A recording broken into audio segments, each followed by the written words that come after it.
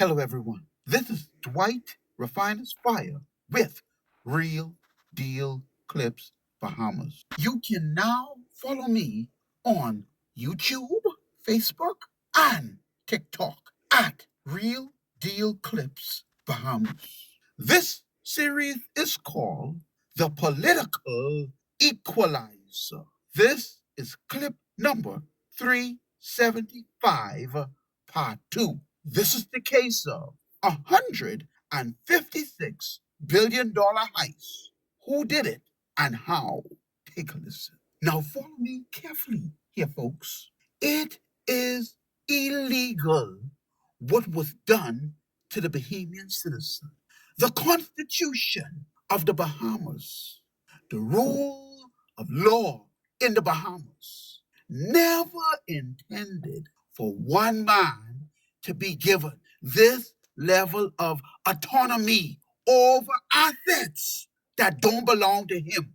It was never intended for one man to have this type of authority, carte blanche authority over an asset worth $156 billion that don't belong to him. The government has set out their plan in terms of dealing with carbon credits. They laid it out in the Climate Change and Carbon Market Initiative Act. I think that was passed in May of this year. That would be May 2022. And their plan essentially is that they're going to enter the voluntary carbon market system. Okay, voluntary. Voluntary. That's different from mandatory. And we're going to get into that in a minute, into the differences. It's now October 8th, 2025. Send this recording in 2022. The voluntary market has crashed. The mandatory market is the only market right now that's available for the Bahamas. Why would he want to go into the voluntary market? The voluntary market is a market that's not truly regulated. All kind of skullduggery was going on in the voluntary market. Not even, your carbon credits was going for the cheap. Why would Brave David want to go to the voluntary market? Because he could get away with all kind of slackness.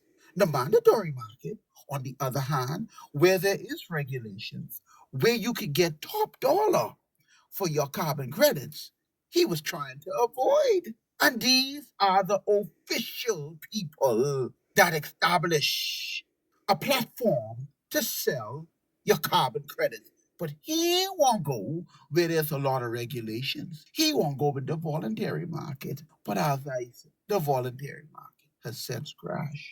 We are now a part of the mandatory market.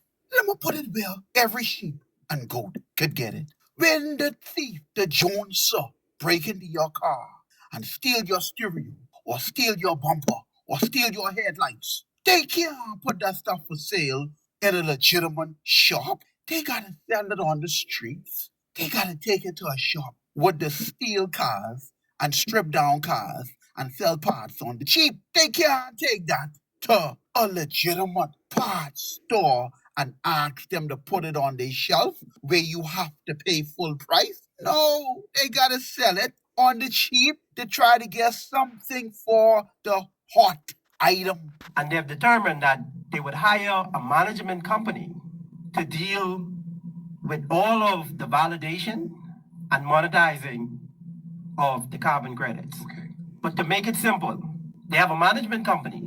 The carbon credit goes into the management company and 20% comes out for Bahamian.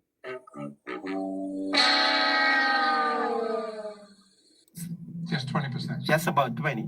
I'm trying to be careful because some of the verbiage in the act, if you read it, and I've analyzed it and I've gone through it in great detail, it indicates that only if a surplus is derived. Watch me here now. A surplus means a profit. So tell me now, Bahamian citizens, how much clean air costs to manufacture? How much it costs us now to keep the mangroves clean? How much it costs us to keep the carbon zincs clean? How much it costs?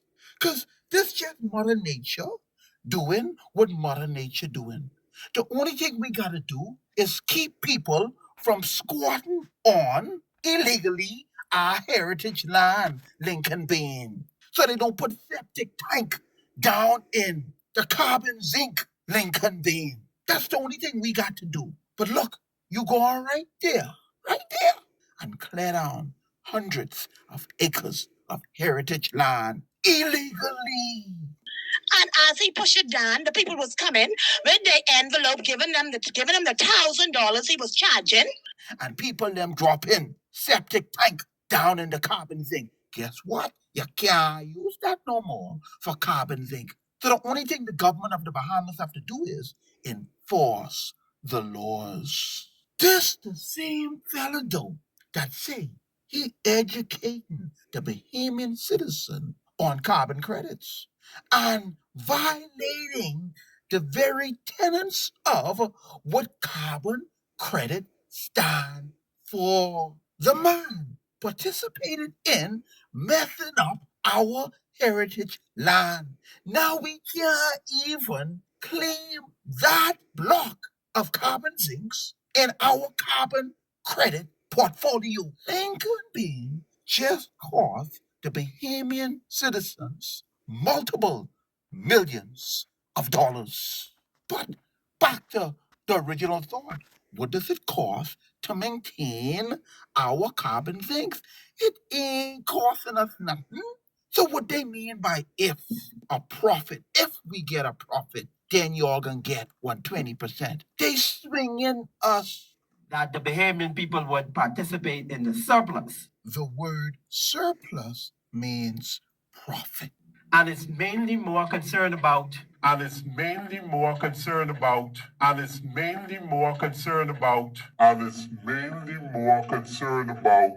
the operations of the management company and them and their fees and all of that kind of thing. Now, let me break this down for the average Bahamian citizen. Essentially, the way how the government of the Bahamas is run, how it has been run under the PLP, how it is being run under the FNM with a bunch of slackness and skullduggery, and they looking out for friends, families, and lovers, and they have no accountability, even when there are some rules and laws in place where there should be proper oversight, and they don't follow the rules and regulations, and they skirt past all of the safety rails, and they doing their own thing with the taxpayers' money. If people going in broke and coming out multi-millionaires on a salary, on an MP salary, they coming out multi-millionaires with no explanation. Well, the same thing was set up in reference to Carbon Management Limited. The same authority was given to Philip Davis by the cabinet, and the parliament vote for it. They all colluded together. Now you should understand why they all, except for one Aram Lewis, got a kickback. And we're talking about no oversight for Carbon Management Limited, no oversight for Philip Davis in reference to $156 billion annually. No oversight. The cabinet of the Bahamas, where these acts are conceived, they discuss first before they are presented to the parliament, to the lower chambers. The cabinet agreed to create a firewall between the parliament, a firewall to prevent the parliament from receiving information regarding these carbon credits. What? There's no reporting to the Parliament of the Bahamas.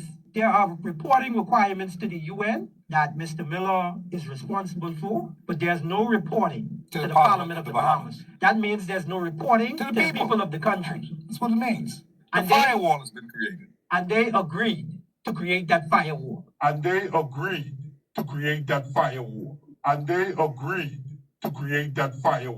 When you say they, you talking about The cabinet of the Bahamas. agreed to that. They agreed to that. I see. So that meant me. And the Parliament of the Bahamas voted for that. Voted for that. Voted for that. They don't want to know what's going on. And they don't want you to know what's going on. But here's the thing. Those assets belong to the people of the country. Well, ain't this something? The $10 million mine gone. Now we got the $50 million woman. So Education Minister Glenn Tanner Martin is about to run the first leg.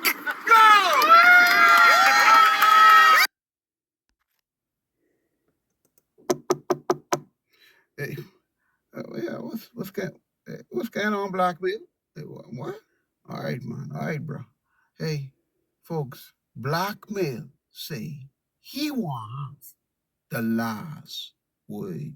So I yield the mic. Boy, some of y'all getting some big numbers. Some big numbers. And let me tell you, you was Lewis. You was the only fella who resisted.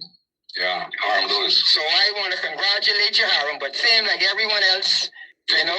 Yeah, same like everyone else can't resist the temptation. My prayer today is that all y'all parliamentarians who taking this money from Philip Brave Davis, I pray to God that a curse be upon you, that money, and everyone else who was involved in it. I pray that sickness would come upon your body and that cancer would eat y'all. You know why? Because it is evil what y'all doing to the Bahamian people. So take the money, but just remember, that is in the atmosphere. Y'all will be cursed, and your family members who partake in that will be cursed. And that's all I got to say on that. God can deal with y'all. You're joking. You know, people can't pay their light bill, their water bill, their phone bill, their houses getting taken because they can't meet the mortgage. And y'all got time. 250 y'all. 250 y'all. In that number of 250 individuals, that include some permanent secretaries and some of the individuals that have access to the information. They had to pay them off to keep them quiet. To devise this deal, right? But that big money they want to share, man, I looking at the names right on this paper right now. I feel like calling them, but I go hold back. Y'all is some wicked, evil people. And y'all in Parliament, be them men and women of God participating in this nonsense, man. Be them men and women of God participating in this nonsense, man. Be them men and women of God participating in this nonsense, man. What y'all into? What y'all into? But guess what? God watching, you know, and y'all can die one day. Philip Brave Davis. God can deal with you, you know. Like, look in the mirror, Mr. Davis. Look in the mirror. All you is dust. And that's what you're going to return.